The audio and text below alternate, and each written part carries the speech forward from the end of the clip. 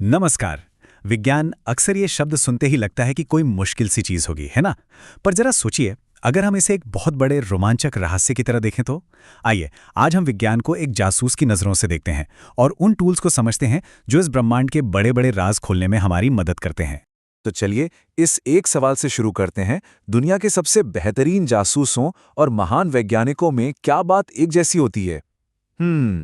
वो दोनों ही सबूत ढूंढते हैं, पैटर्न को पहचानते हैं और सच का पता लगाने के लिए सवालों की तह तक जाते हैं।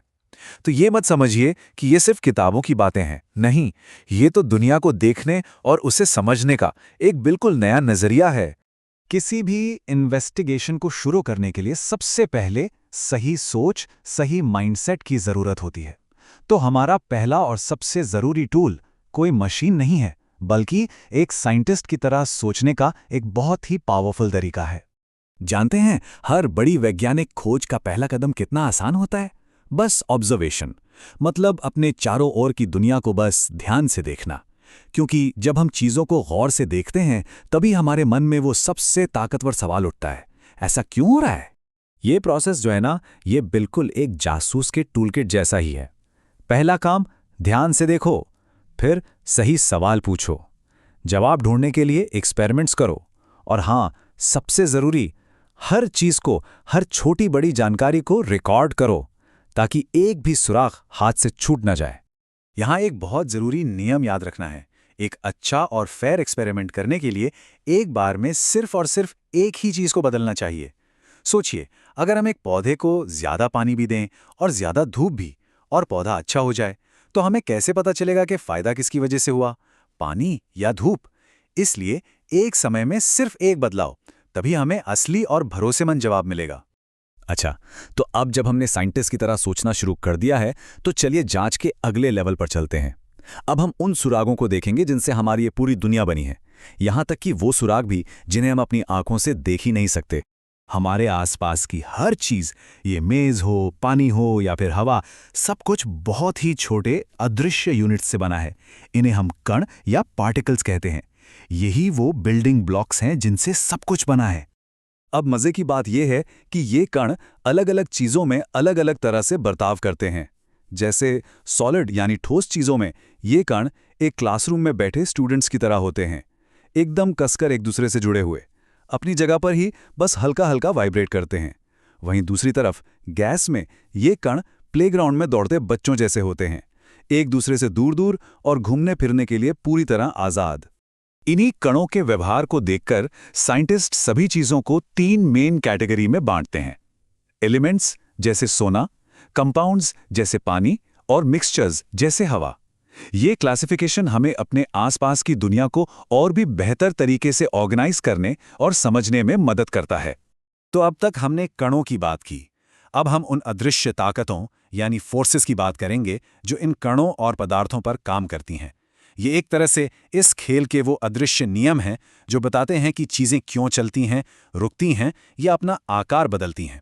फोर्स का पहला असर, वो किसी भी चीज का शेप यानी आकार बदल सकता है। जैसे हम आटे की लोई को दबाते हैं तो उसका शेप बदल जाता है ना, या फिर एक रबर बैंड को खींचते हैं। ये सब फोर्स का ही तो कमाल है। फोर्स किसी भी चीज की स्पीड को भी बदल सकता है।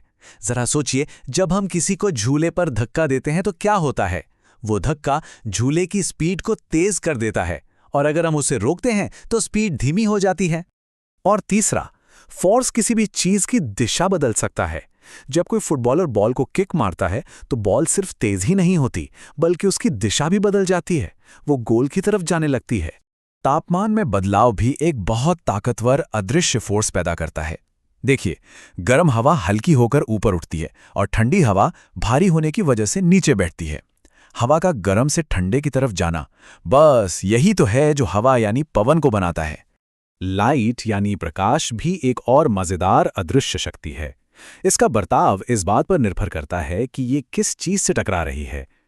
आईने जैसी चिकनी सतह से लाइट टकराकर लौट आती है, इसे हम रिफ्लेक्शन कहते हैं, जबकि लेंस जैसी चीज से लाइट आर पार निकल जाती है।